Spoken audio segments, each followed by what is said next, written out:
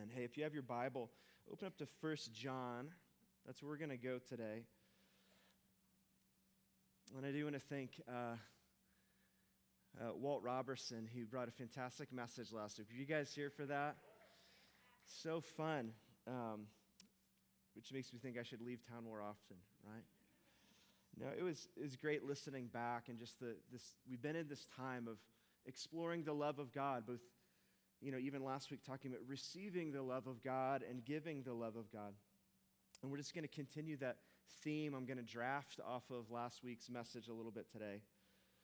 And so, would you stand with me as we read the word?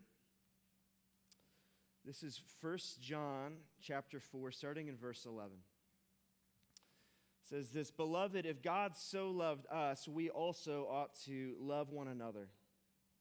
No one has ever seen God.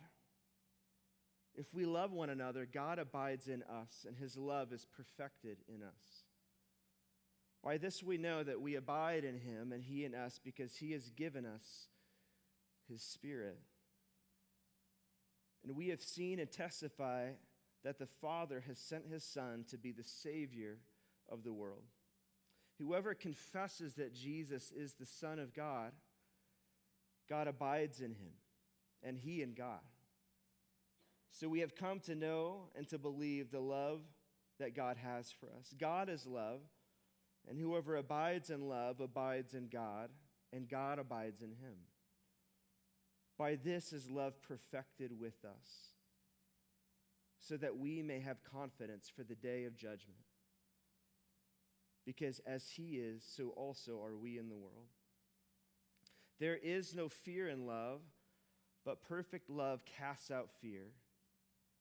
For fear has to do with punishment. And whoever fears has not been perfected in love." This is the word of the Lord. This is where you say, "Thanks be to God." Try it again. This is the word of the Lord. Come on, take a seat.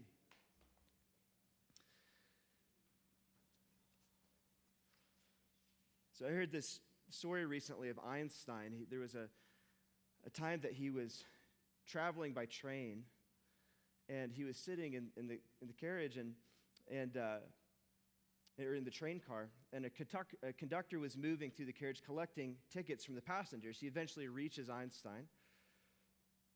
The conductor, already recognizing the famed physicist, waits as Einstein searches for his pockets to find this elusive ticket. But it's nowhere to be found. He can't find it. So he checks his coat, vest, and trousers. Still no luck. The conductor, aware of the man's stature, kindly says, "Dr. Einstein, we all know who you are. I'm sure you bought a ticket, so don't worry about it." Einstein, grateful for the understanding, nods, but continues the search. And his determination is almost comical as he's looking under the seat and around the floor. Just imagine the famous Albert Einstein searching out on the floor for this ticket. Amused and perhaps a bit concerned, the conductor returns and says again, "Dr. Einstein, really, it's fine. We know who you are." But then Einstein unforgettably replies with sincerity. He said, "Young man, I too know who I am. What I don't know is where I'm going."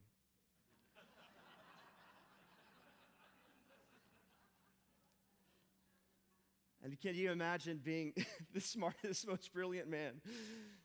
And you're on the train, and just in a moment, it's like, I know exactly who I am, but I don't know where this car is headed. Sometimes when we're following Jesus, when we're off to the races in our walk with Jesus, we learn a lot, we understand the scriptures, but we need to be reminded of where God is taking us and where God is leading us. And in this particular passage in 1 John, I believe what he's doing is he's reminding us of both our starting point and our destination. He said, if you want to know what this is all about or where you're going, all of this can be summed up in this: you are being perfected in the love of God. That is what God is doing. That is where he is leading you. A few weeks ago when we started this So Love series, I remember after the service, somebody asked me, they said, "Wow, this is like Christianity 101. I was like, yeah, it kind of is. It's kind of Christianity 101. Go love people, right? It sounds so basic. And I confess, even for me, having walked with Jesus for a number of years now, I face temptations of wanting to kind of move on beyond the basics, right? I want to graduate into bigger, more important topics, right? Let's get on to some more complex things. Let's preach some more complex sermons and really get into the weeds of all the things. And I love doing that. I love thinking about deep things. And I love circling the wagons on all kinds of biblical and scriptural issues, theological issues. But, I think it's really important for me, for all of us, that we remember that at a certain point, we actually never graduate from the love of God. We don't graduate. We don't get a certificate of completion. Okay, you've got the love thing. Let's move on to some other things now. The love of God is Christianity 101. It's Christianity 201. It's Christianity 301 and 401. You can get your master's, your doctorate. You will never stop in your earthly or eternal existence experiencing the massive, profound depth of the love of Jesus Christ. Feel free to get excited, because that's what we're here for. We can change topics as much as we want. But at the end of the day, everything comes back to the love of Jesus being established in us and expressed through us. Everything that we talk about comes back to the core thing. And some of you, you just need to know that this morning. You're coming in, and you need to know that you're loved. And I just want to tell you, there is nothing more profound that has ever happened on this earth than the Son of God would come and lay down his life for you and for I. In the middle of our brokenness, he did not wait for you. He did not wait for you to get your stuff together. He said, I'm going to die for you, and I'm going to take the penalty for all your wrongdoing upon myself so that you can come and you can know me. And this is the good news that we respond to. And so this is why we highlight, why we're spotlighting this love thing. It can kind of get crowded out from time to time. But just as a reminder, when we talk about love, we're not talking about the gushy, sentimental, Valentine's-y kind of love, right? Nothing bad with Valentine's love. But when the scripture talks about love, it's a little bit, it's broader, it's deeper than we tend to go in our culture. When the scripture talks about love, and even in this letter, when John's talking about love, he uses this word agape, which is this profound self-sacrifice, self-giving, this laying down. It's not soft love. It's love that interrupts and disrupts. It's a love that scales mountains and knocks down walls. It's a love that unleashes the attention and affection of God on all of those that he sends our way. This is what love does. This is what love did for us, and this is what he is doing in us. And so that's why he doubles down in this letter that John writes. He doubles down on the fact that if God has one goal in our lives, it is to perfect us in his love.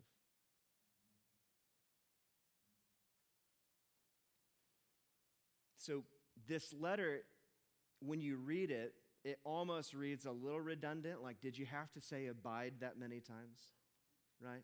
Did you have to say love? That you just said that and you just reset it in a different way.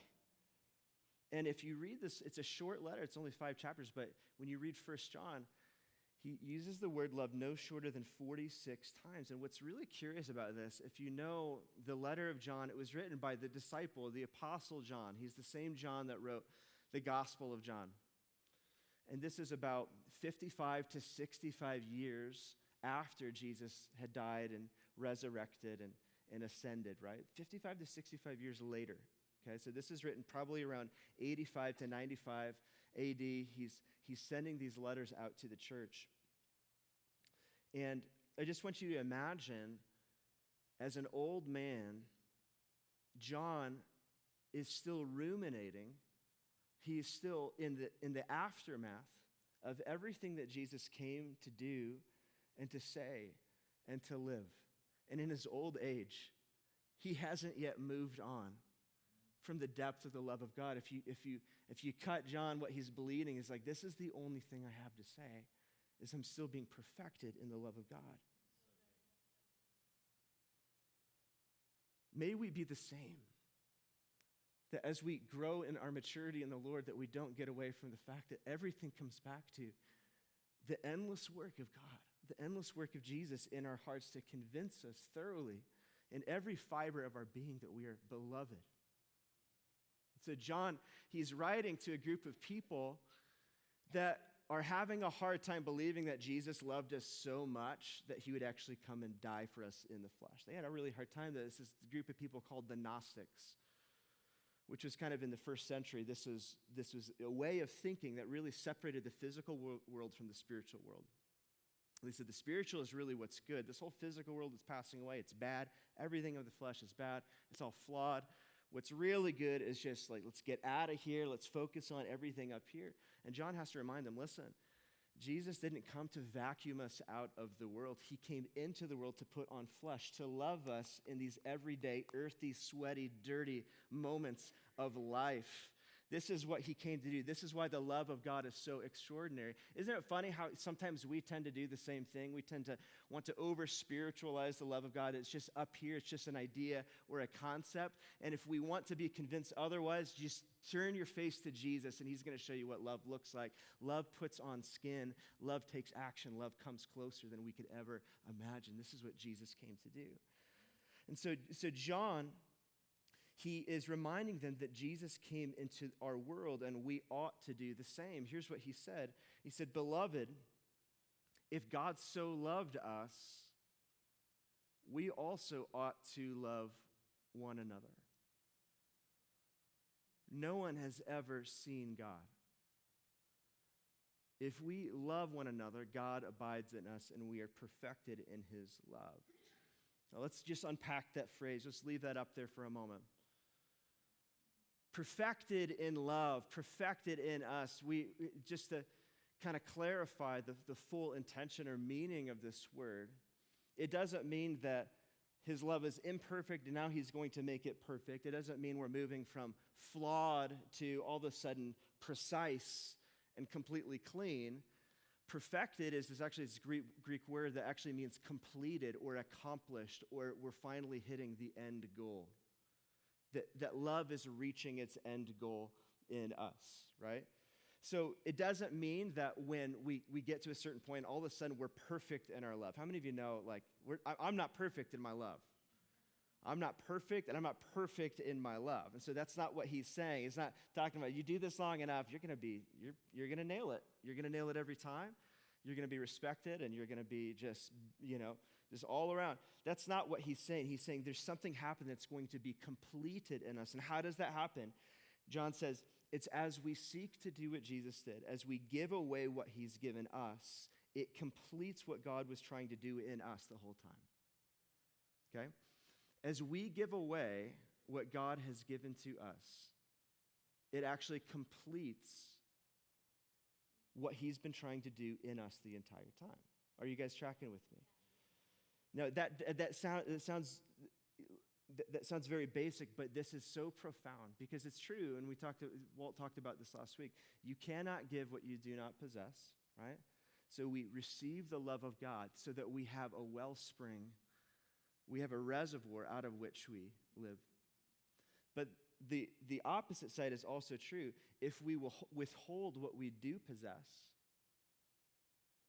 we will be found lacking and incomplete. Because in God's kingdom, you only get to keep what you're willing to give away.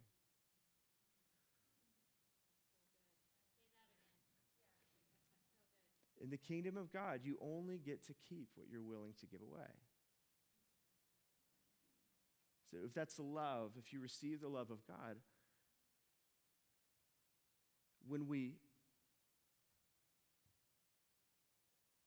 withhold that love, when we resist the movement of the Spirit of God inside of us, given to us, it actually stops and blocks the love of God from being perfected within us. We think that we can accumulate all we want and then sometimes give away. That's not how it works in the kingdom. What we don't give away, we don't even get to keep. And that has to do with love. That has to do with encouragement. That has to do with provision. And, sometimes for me, when I feel like I need encouragement in my soul, and I feel like that's exactly what I need, I come to the Lord and I receive encouragement from him. But the proof that I've been encouraged is my willingness to give away the thing that I thought I needed most, and I give it away. And somehow in my giving it away, whatever God was trying to do to encourage me comes into a full cycle of completion. That's how he perfects me in his love. It's because I don't wait for somebody else to do it for me. I choose to give away the thing that I most needed in my soul. And so something happens as we enter into this flow of God, right? And so John says, no one has ever seen God, all right? So now this should spark you because in the Gospel of John, he says the very same thing. In John chapter 1, he also says, no one's seen God, but Jesus has come, and the fullness of the face of the Father can be seen now in Jesus. And so here we see in 1 John, he says this same thing. No one has seen God.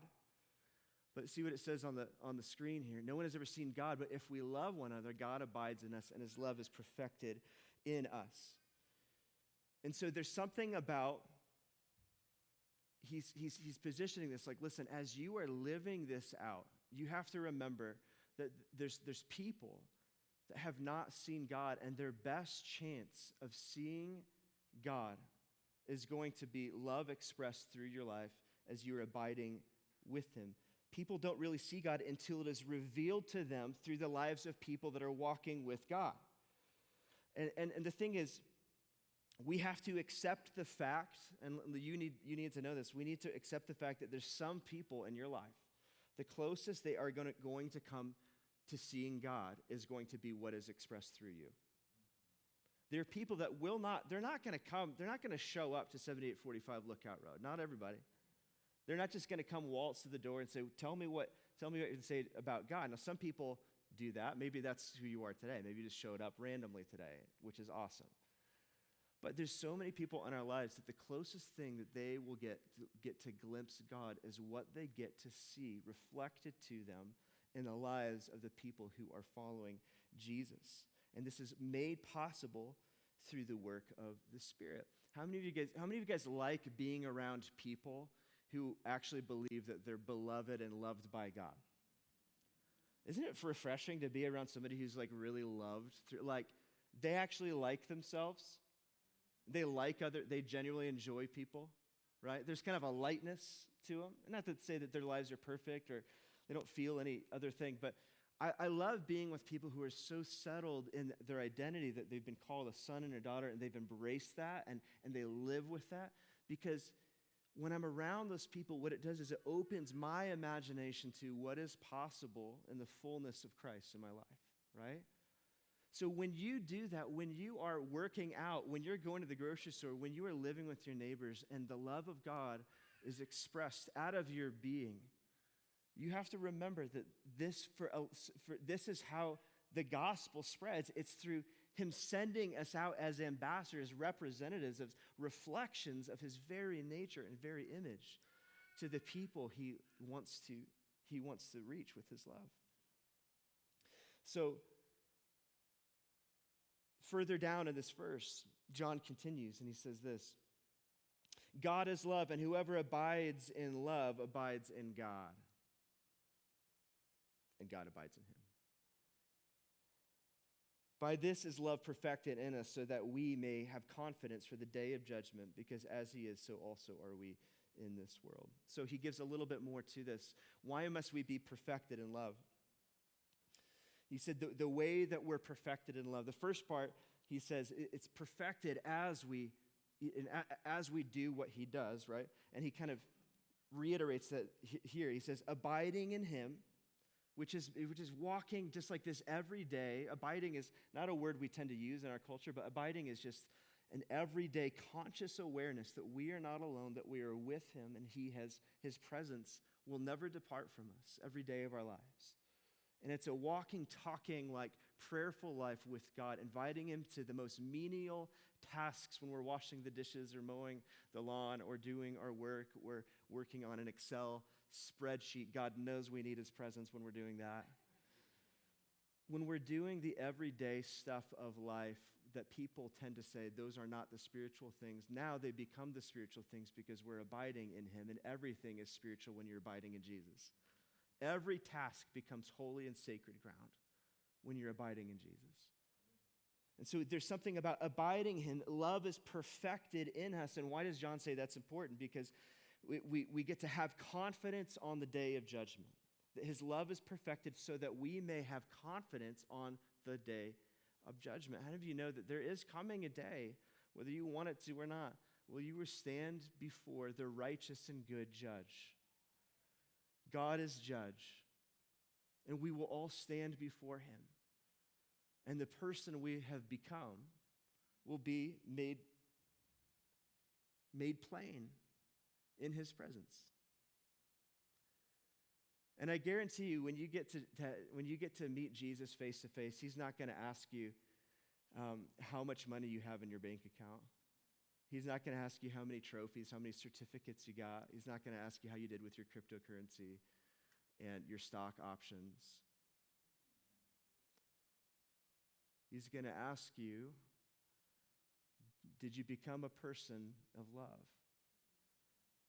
And this is where we get to experience this, even at Celebration of Life service. I wasn't able to be a part in person of last week. Someone in our community, Karen Armstrong, we hosted a Celebration of Life service. I know many of you were here, and I got to watch some of it online. But isn't it amazing at a Celebration of Life service, the people that are talking about someone's life, they're never talking about what they accomplished. They're talking about what kind of person they were, right? So author David Brooks, in his book, Road to Character, talked about the difference between resume virtues and character virtues. We tend to live a lot of our lives building up resume virtues, things that impress people, but resume virtues are almost never the things that actually get talked about at our funerals. It's character virtues. How did I feel when I was around them? And this is going to happen with you too. At your funeral, when you stand before God, the things that are talked about aren't going to be often the things that we think are going to be talked about. It's going to be the kind of person we became in our time walking with him. Did we let God perfect us in his love? Did we become persons of great love? Because what happens is, as that happens, it gives us confidence to stand before him. And where does that confidence come from? It doesn't come from, man, I really nailed that. It comes from, like John says, because as he is, so also are we. So there's a confidence that comes from knowing, oh God, I think I'm becoming more like you, Jesus. And that's why when you do an act of love, you feel really good, all right? There's probably a lot of reasons you feel really good when you do an act of love. But I think internally, part of the reason you feel really great when you do something beyond yourself for somebody else is because your spirit knows that you're becoming more like your Maker. You're becoming more like God. And I was talking with somebody this week. He said they were in a grocery store and somebody was having a hard time reaching, the top shelf. And they said, hey, would you help me? And all he did was said, sure. And he get, whatever can or thing was on the top shelf and brought it down to her. And it was very helpful for her. But he said in him, he was the recipient of the gift. He's like, I felt so good. Why did he feel good? Yeah, because you got to help somebody, but inside the spirit within you knows this is what you were made for. You were made to become like Jesus in self-sacrificial love, and that's what creates confidence as we become more and more like him. Are you guys hearing me? Yeah. This is how we become like him. My heart so desires to stand before Jesus one day and said, in my life, your love overwhelmed me. Your love got to me and changed the very person I am. I want him to see me and see the reflection of himself in me. That's what I want. I think that's what John is saying here too. And John is reminding them all, like, listen, if you get confused about where you're going, you just need to remember that all of this, everything God is doing in your life, it's about you being perfected in his love. Now, that sounds great writing it out like that. Great, let's go get perfected in his love. But you guys know, being perfected in love is not a perfect process. This is messy, and it takes a lot of time. A lifetime of walking with Jesus. This is not always just a walk in the park, right? So Tomorrow's a fun day for me because my wife and I celebrate our 19-year anniversary tomorrow.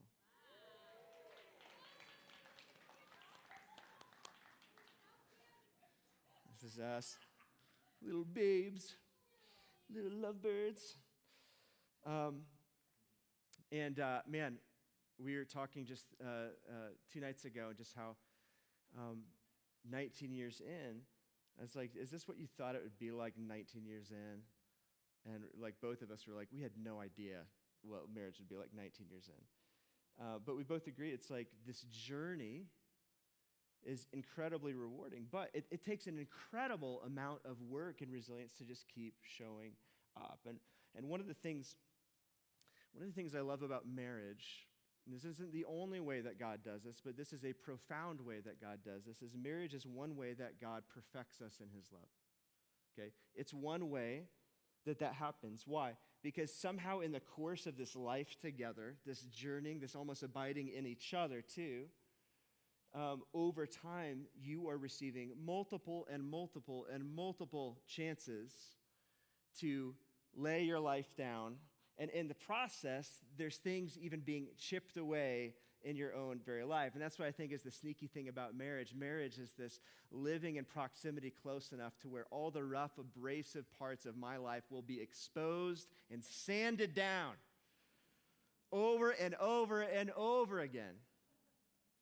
And that's not to say that it's drudgery. It just has to say that in the process of building a life together, it's somehow in the opportunities to lay our lives down that God starts to chip away at the false self or what doesn't belong to reveal who he's actually making us to be. Marriage does this, having kids does this, but that's not the only way. This happens in any kind of relationship and community. When God calls us to each other, it's relationships that often end up kind of grinding against each other, and over time, in the working out of relational love, somehow we become more like Jesus in the process. It's really a beautiful thing. That's why relationships are so profound. See, relationships are what we're made for, but relationships are also the thing that ruin us, and then relationships are the things that will heal us.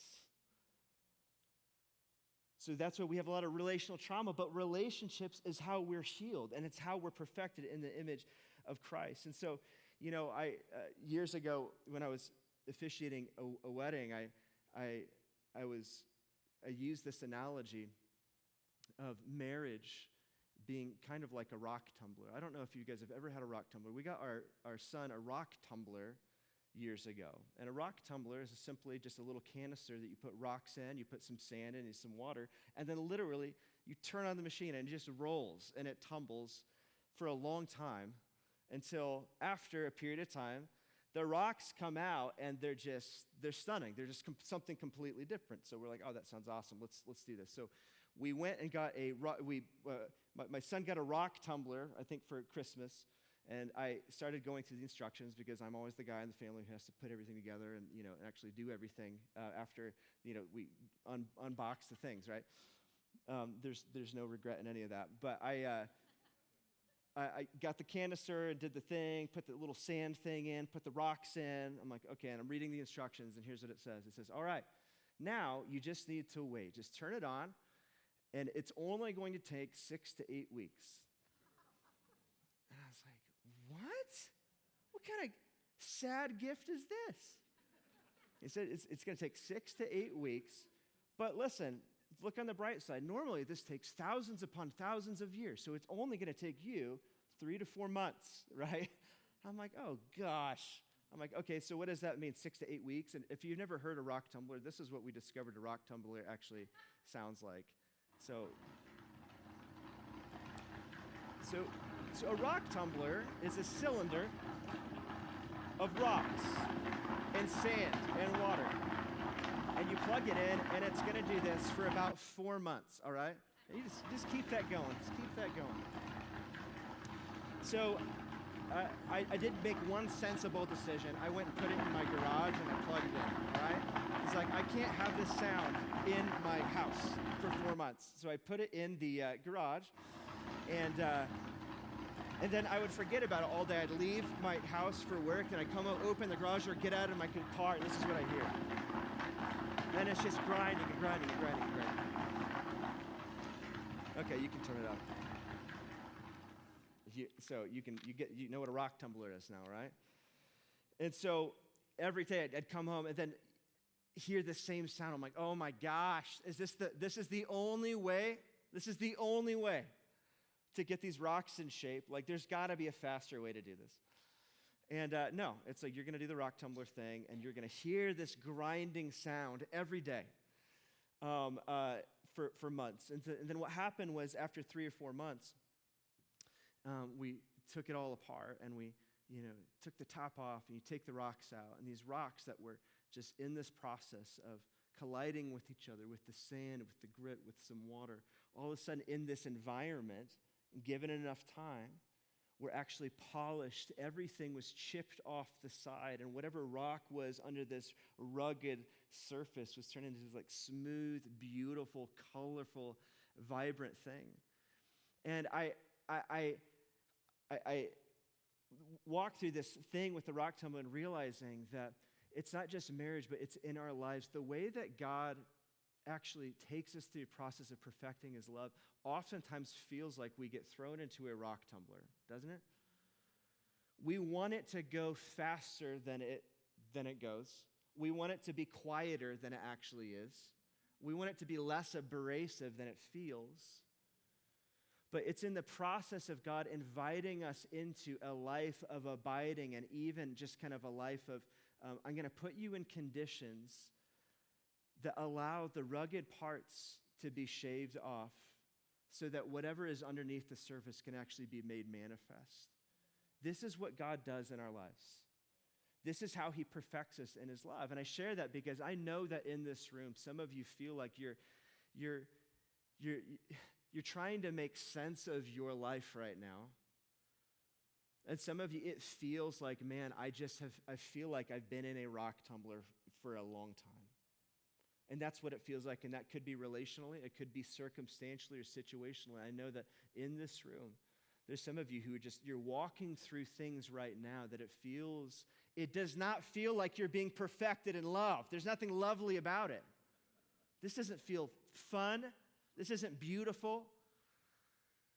But I'm telling you guys, I'm telling you, the way that Jesus perfects his love is by inviting us to follow him into the same kind of life that he came to live, which is a laying down and willing to be misunderstood, willing to be betrayed, willing to be hurt, that in the process he could show us what love looks like and invite us to do the same thing.